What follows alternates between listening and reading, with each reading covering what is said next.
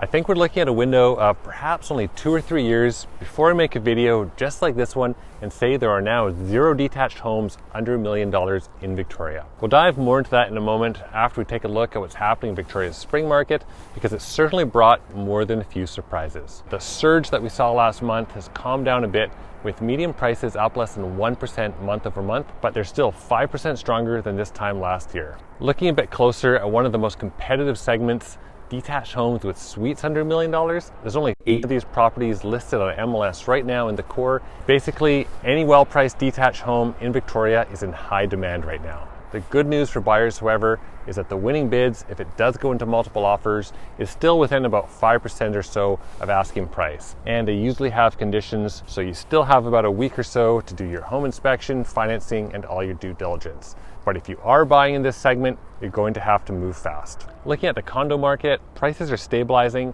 up 3.7% for the month, but still off from this time last year. The downtown condo market is sluggish. I don't know if you can see it, but we're looking directly at downtown Victoria right now. It's pretty slow down there, and we're less than a month away from the Airbnb ban, which could either bring a flood of new listings or be rather anticlimactic, and maybe our expensive rental market will be able to absorb all of that inventory. Either way, the downtown condo market is the weakest segment in Victoria right now, but keep in mind now, weak does not necessarily mean affordable. It's still Victoria.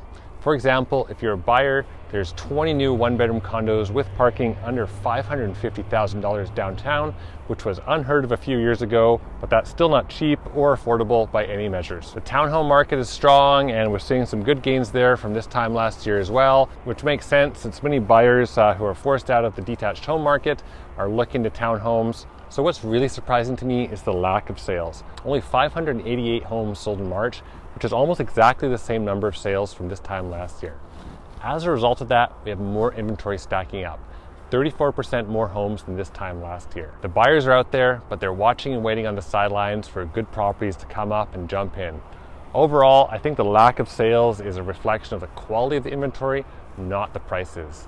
I say this in all my videos, but it's more true than ever right now. In Victoria, well-priced homes with good layouts and good locations will sell fast in any market, and we just don't have a lot of them for sale right now. A lot of the inventory that is stacking up is overpriced, or it's that soft condo market that I mentioned earlier. Typically, we see the most new listings from April to June. Will inventory keep rising, or will buyers just start to jump in and make moves? Either way, if we zoom out, everything I see is pointing towards a long-term bull market for Victoria for detached homes. Detached home prices survived a historic rate run-up.